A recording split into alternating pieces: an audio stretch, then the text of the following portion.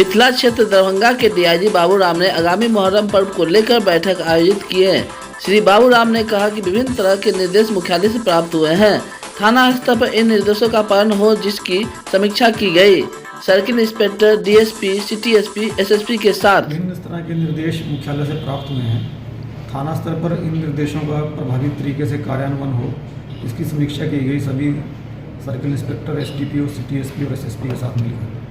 और आगामी मुहर्रम त्यौहार है, मुहर्रम का जुलूस निकलता है, उसको लेके क्या तैयारियां की जा रही हैं उसकी समीक्षा की गई। जो थाना स्तर पे वर्किंग है, थाना को बहुत सारे काम सौंपे गए हैं, उनके बारे में फीडबैक ली गई अंचल पुलिस इंस्पेक्टर से और एसडीपीओ से।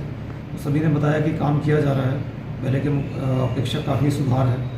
और मुहर्रम के जुलूस को लेकर तैयारियों की समीक्षा की गई, तो उसमें बताया गया सभी लोगों को कि जितने आयोजक हैं उनके साथ में उनके साथ बैठक कर लें, शांति समिति की बैठक कर लें और आयोजकों को समझाएं कि लाइसेंस के लिए आवेदन समय से दे दें और शांति बनाए रखना, जुलूस को अनुशासित रखना, डीजे का प्रयोग ना करना आदि विभिन्न तरह के जो निर्देश आयोजकों के लिए हैं उनका अनुपालन करना उनकी जिम्मेदारी है। ये जिम्मेदारी से उनको अवगत करा दें। रात्रि गश्ती समेत तमाम बिंदु हैं जिस जो विधि व्यवस्था के अंतर्गत आते हैं। थाना स्तर पर विधि व्यवस्था को अलग से किया गया, अलग इकाई का गठन किया गया है, जिम्मेदार पदाधिकारी है, उसके क्षेत्र में गश्ती से लेकर रात्रि गश्ती, बीट पेट्रोलिंग और बहुत सारे काम आते हैं। उन सब की काम की समीक्षा की गई है और बताया गया है कि काफ़ी पहले के मुकाबले काफ़ी सुधार हो रहा है और थाना स्तर पर जो नई इकाई का गठन हुआ वो काफ़ी अच्छे से काम कर रही है। पहले से निर्धारित हैं, किसी भी स्थिति में जब तक कोई प्रशासन इस बात पर आश्वस्त ना हो जाए कि रूट में कहीं परिवर्तन करने के लिए वाकई मजबूरी है, ज़रूरत है, किसी रूट में परिवर्तन की इजाज़त नहीं दी जाएगी।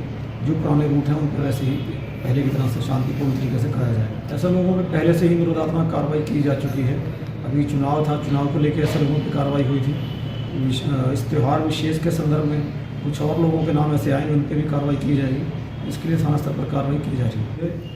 अलग से अभियान चलता रहता है, उसके लिए समय समय पर हम लोग मॉनिटरिंग भी करते रहते हैं, मुख्यालय से भी मॉनिटरिंग होती है। इस संबंध में अगर कोई नशीले पदार्थ, कफ सिरप वगैरह का भी इस्तेमाल गलत तरीके से करता है, बेचता है, रखता है, तो उस पर भी कार्रवाई होगी।